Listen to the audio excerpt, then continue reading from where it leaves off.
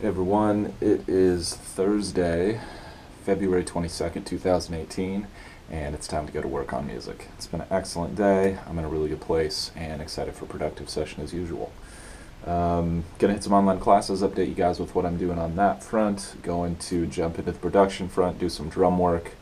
Going to lay down a few preliminary takes for this bridge section part that still not entirely sure exactly how I want it to sound drum-wise, so what I'm going to do is track some simpler, more groove-oriented parts, and then going to track some more intricate, kind of technical parts and just see what shakes out, maybe do a final take on Saturday. Then I'm going to dive into tracking a couple more guitar solos today. I'm going to listen back to the solos I did last night, which I think are an improvement over what I had before. And then assuming I still think I can improve the takes I have, I'll do a few more, and I think I'm pretty close to getting that knocked out for sure. Then going to work on the new tune, probably do some preliminary tracking on the bass line, or maybe just keep transcribing the song from the demo. Appreciate you guys for tuning in. Let me know if you have any thoughts or questions as we go. I love hearing from you guys, and I'll update you guys in a few with what I accomplish. Let's do it.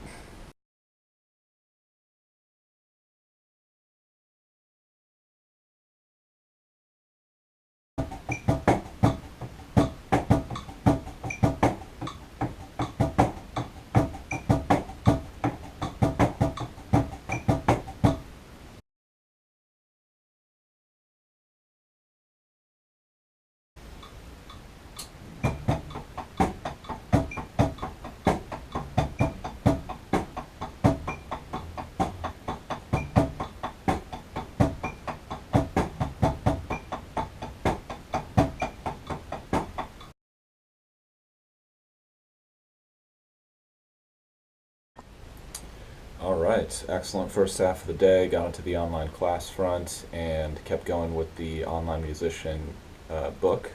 And I'm just really glad I'm going through that after having gone through the whole class because it's a great high level view and a kind of a faster pace through all the material I covered in the class. So it's really reinforcing the big picture, which I'm happy about.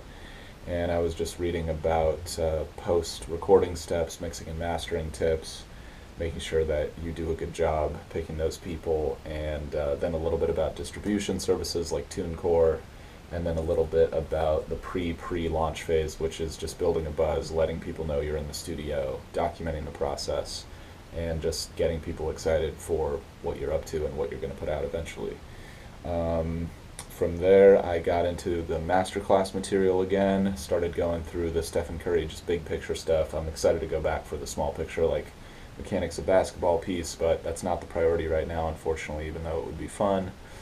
But the big picture stuff in the first video and the last video I think is really valuable because that guy operates on such a high level, and that was true today. One of the main takeaways from what I watched there was just making sure you seek out people who are better than you and observe their work ethic, how they work, how they plan, and just make sure that if you want to operate at that level, that your input and your actions actually map to that result, if that makes sense. And he talks about going from the college level to the pros. He thought he was the hardest worker, and then he saw these guys working out at the pro level, and he was just shocked. So he said that was really good for him, and he just kind of embodied his own version of that. From there, I got into the Annie Leibovitz class, which is going great, and the main takeaway from that is just take a lot of pictures. That's more important than your technology, than your setup, than your gear. Just getting experience, building intuition for what works and what doesn't, and just finding ways to fill up that rectangle in a way that you like, that represents your style and your take on whatever's going on, which I just thought was great advice, so simple. From there, I got a quick drum practice in, just working on some movable click stuff at a faster tempo than what I had been doing before, and that was fantastic.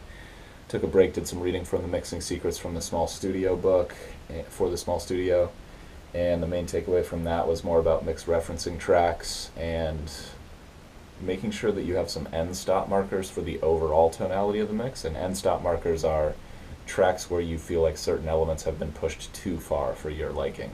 And so when you're starting to approach that level, when you're referencing, you've gone too far and it's definitely time for a break. So he was talking about using that for the high end of an overall mix and the low end of an overall mix, because those are really important for the overall tonality of the mix, and that can vary considerably genre to genre what audiences expect.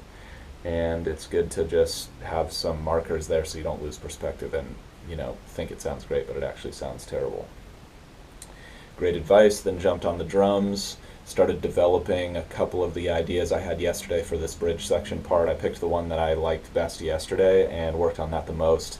Did a couple tighter takes. I don't know if it's anything final take level, but kind of went for it on a few takes and then just realized, like, okay, I don't know if I'm going to get this to lock in today, and I could probably spend another 30 minutes or an hour on it and maybe get something that's final take worthy, but I'm not even sure if that's going to be the arrangement that I want, and I was still developing the part. So I did a few of those, and then I did just some kind of playing around takes with a couple different ideas that I had, and I'll listen back on Saturday and just make a judgment call about which one's the best and then go for the final takes from there. And that was kind of a takeaway I got about a month ago when I did a bunch of final takes on a part and then realized I wanted to change it. And that was a waste of a lot of time and energy, and it takes time and a lot of focus and intent and energy, physically, mental, emotionally, to get like something that's final take level for me.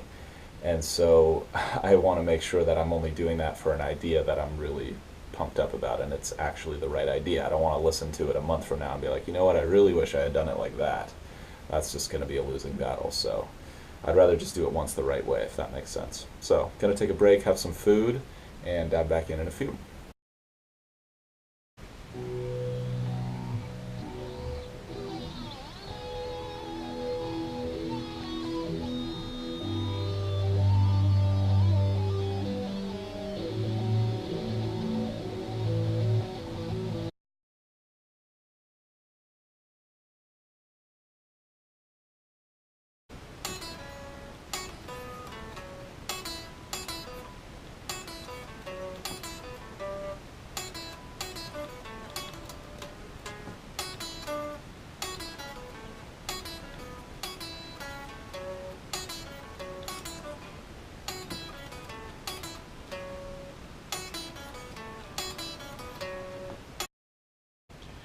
Okay, slightly brief but very productive second half of the day.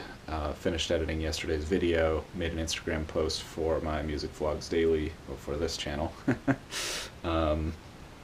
And then I started working on an Instagram post for my Aeons channel, and I really haven't decided what the best route is for those on Instagram, because I'm really enjoying making the posts and kind of polishing my social media game. But at the same time, like, when I post, I kind of just want to post to one thing. Like, I feel like what I'm talking about applies in both situations. So I'm not sure how much to differentiate my brands at the beginning, because I think Music Vlogs Daily isn't necessarily for all Aeons fans, although I don't know that for sure. It's more like for other musicians or people who are kind of striving for a goal, but I guess that's kind of what my music is about. It's not necessarily for other musicians, but it is for people who are pushing for goals and who are trying to become the best versions of themselves. At least that's what I would like it to be about. I still, have plenty of research to do discovering who my fans really are and if they even exist, actually. I'm sure there's a few out there, but it's kind of a difficult decision, and I don't want to waste too much energy on that, especially when I'm in like the infancy of the whole business building process. I think working on this record is the priority, but I've sort of accepted that there's probably only so much work I'm going to get done on the record itself on any given day, and then the rest of my time should go into learning. And part of learning is experiential learning, going out there, doing stuff, failing. I was talking about that earlier in the video, right? One of the best ways to become a better portrait photographer is just go out and take a bunch of pictures, make mistakes, figure out what works and what doesn't. And that's what I'm trying to do with the social media thing right now, is just like, while I'm relatively unknown, just make mistakes, screw things up, so that by the time I do have a following, if that time does come, then I can really, be intentional about it and hopefully make mistakes less frequently, or, avoid mistakes completely. So something to ponder. And ironically, my post that I was writing for my Aeons page was about doing the right thing, which is a complicated idea, and it took me a long time to get the post right, and I wasn't totally sure about it. And I thought, let me just get this out there and not obsess about it too much. But I ended up not putting very many hashtags in the description because I was like, I don't know how I feel about this. And I think with a post where I'm a little iffy on it, I think my default is just going to be save it for another day. But I kind of tried that, and I was like, you know what? I really like posting something regularly, posting something every day. I think it's just a really good habit, good standard to hold myself to. So I'm going to keep playing around with that and just learn. From there, I intentionally made the decision to spend time writing that post and finishing that versus working on the guitar solo more, because while I was listening to the guitar solo takes from last night, they're really good. They're much better than the takes I had before, but I'm still not quite convinced one of them is like the final take. I could probably comp them together, but I'd prefer not to do that. I'd prefer to just sit down for another hour or something and just knock out 3 to 6 more takes. And I think I'm pretty darn close to nailing it. And I think if I can, it'll be a really special victory for me. And just great for the tune and the record overall. So I'm definitely committed to that, but I was also conscious of how fatigued I was feeling at that point, and I thought, I don't know if this is going to be a productive tracking session right now if I sit down and do this, and I was feeling a lot of resistance. So maybe it was the right move to skip out on that and just be efficient, take the loss today, and then knock it out on Saturday, but I always feel a little guilty about that if I'm honest. So I'm not sure whether to pay attention to the guilt or pay attention to the intuition of like, you know what, it'll probably be more efficient to do it on another day. The reality is it probably doesn't matter if it gets done today versus Saturday in the grand scheme of things, and I might just be obsessing too much about that. I use the time productively, I'll learn from that, and that's what's important. Once I was sort of off track with that, or just in order to stay on track, I then used the final 30 minutes of the session to work on the new song. That's coming along great. It's definitely an intricate riff that I've written, and there's a lot of variation in it. I don't know if anything repeats 100%, but the theme repeats. It's just that a lot of variations on that theme, so it's taking me a little while to transcribe it perfectly, but I know if I get it right, it's going to be really, really awesome. And so I just want to take my time and do that. And so I'm glad I've sort of given myself permission to just finish out with these 3 songs through the remainder of March and just try to get those in a really killer place. Maybe write a few ambient tunes if I have the time and the inspiration to do that, or maybe even just take a breather. I'm not sure. I kind of want to keep my momentum going, if I'm honest, not lose it. So that's where I'm at today. I'll be honest and say it's a little bit of a confused space that I'm ending the session in, and I don't really know how I feel about it, but that has happened quite a bit recently, and I think I'm just a little more tired at the end of the day. It can be harder to make great decisions, and the priorities can be difficult to track sometimes, and I'm not sure how much to improvise and how much to just stick to the plan, like wrote, like whatever I said I was going to do, I just do that, thoughtlessly. And I'm still kind of working out what the best move is there. So that's where I'm at. Hope you guys are out there grinding towards your goals, enjoying the process. That's what I'm out here doing.